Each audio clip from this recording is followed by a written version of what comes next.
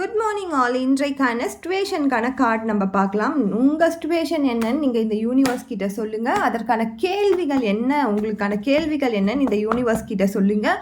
இந்த ரீடிங் சிச்சுவேஷனுக்காக நம்ம ஸ்பான்டேனியஸாக பண்ணுற ரீடிங் தான். ஸோ உங்களோட கேள்விகளை நீங்கள் யூனிவர்ஸ் கிட்ட சொல்லும்பொழுது இந்த பதில் உங்களுக்கு கண்டிப்பாக ஆப்டாக இருக்கும்.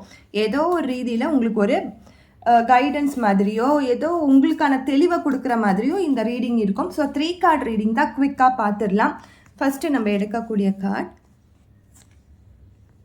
2 3. இது ஸ்பான்டேனியஸ் ரீடிங் தான். ஸோ உங்களோட சிச்சுவேஷனுக்கு தான் நம்ம எடுக்கிறோம். உங்களுக்கு என்ன சிச்சுவேஷன் இருந்தாலும் யூனிவர்ஸ் கிட்ட ஒரு வாட்டி சரண்டர் பண்ணிவிடுங்க. என்னுடைய கேள்வி இது தான், எனக்கு பதில் தாங்கன்ட்டு. இந்த ஷஃபிள் பண்ணி நம்ம எடுக்கிற கார்ட்ஸ் உங்களுக்கு ஒரு தெளிவான முடிவு எடுக்கிறதுக்கான ஒரு வாய்ப்பை கொடுக்குறதா இருக்கும். ஸோ ஃபஸ்ட்டு நம்மளுக்கு வந்திருக்க கார்டு என்னென்னா 2 ஆஃப் ஸ்வார்ட்ஸ். ஸோ டிசிஷன் எடுக்க முடியாத சூழ்நிலையில் இருக்கீங்க. கண்ணை கட்டி விட்ட அந்த சூழ்நிலையில் தான் இருக்கீங்க.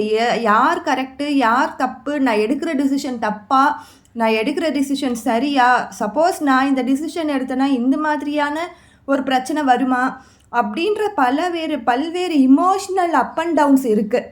இந்த இமோஷ்னல் அப் அண்ட் டவுன்ஸ்க்கு நடுவில் நீங்கள் காமாக இருந்து நீங்கள் பொறுமையாக இருந்து ஒரு டிசிஷன் எடுத்தால் மட்டும்தான் அதில் உங்களுக்கு நல்ல முடிவுகள் இருக்கும். அவசரப்பட்டு இவங்க என்னை அவசரப்படுத்துகிறாங்க, இந்த சூழ்நிலை என்னை அவசரப்படுத்துது அப்படின்னு சொல்லி நீங்கள் முடிவுகள் எடுக்கும்பொழுது இமோஷ்னலாக நீங்கள் சஃபர் ஆகிறதுக்கான வாய்ப்புகள் இருக்குது. ஸோ நெக்ஸ்ட்டு நம்மளுக்கு வந்திருக்குது டெத் கார்டு. ஸோ நீங்கள் எடுக்கிற டிசிஷன் ஒன்று தவறாக இருந்துச்சுன்னா, ரொம்ப அவசரப்பட்டு எடுத்தீங்கன்னா அதோடைய முடிவுகள் கொஞ்சம் உங்களுக்கு பாதிப்பை கொடுக்கக்கூடிய மாதிரி இருக்கும். ஸோ கொஞ்சம் டைம் எடுத்து பொறுமையாக நீங்கள் டிசிஷன் எடுக்கும்பொழுது அந்த டிரான்ஸ்ஃபர்மேஷன், அந்த ஏதோ ஒரு பிரச்சனை நீங்கள் வச்சுட்ருப்பீங்க இல்லையா, அந்த பிரச்சனையிலேருந்து வெளியில் வரத்துக்கு கூட வாய்ப்புகள் இருக்கும்.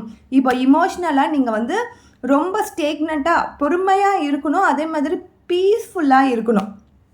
அடுத்ததாக தேர்டாக நம்மளுக்கு வந்திருக்க கார்டு என்னென்னா, ஸோ 5 ஆஃப் கப்ஸு. இந்த 5 ஆஃப் கப்ஸுன்ற போது உங்கள்கிட்டயே எல்லாமே இருக்கும். அந்த சூழ்நிலைன்றீங்க பார்த்தீங்களா, அந்த சூழ்நிலைக்குள்ளேயே பதிலும் இருக்கும். ஆனால் யாரும் எனக்கு வேண்டாம், எதுவும் எனக்கு வேண்டாம், நான் தனிமையாக தான் இருப்பேன், எனக்கு தனிமை தான் பிடிச்சிருக்கு அப்படின்னு சொல்லி ஒரு சூழ்நிலையில் இருப்பீங்க. ஸோ இதில் இமோஷ்னலாக தான் நம்ம இதை ஹேண்டில் பண்ணோம்.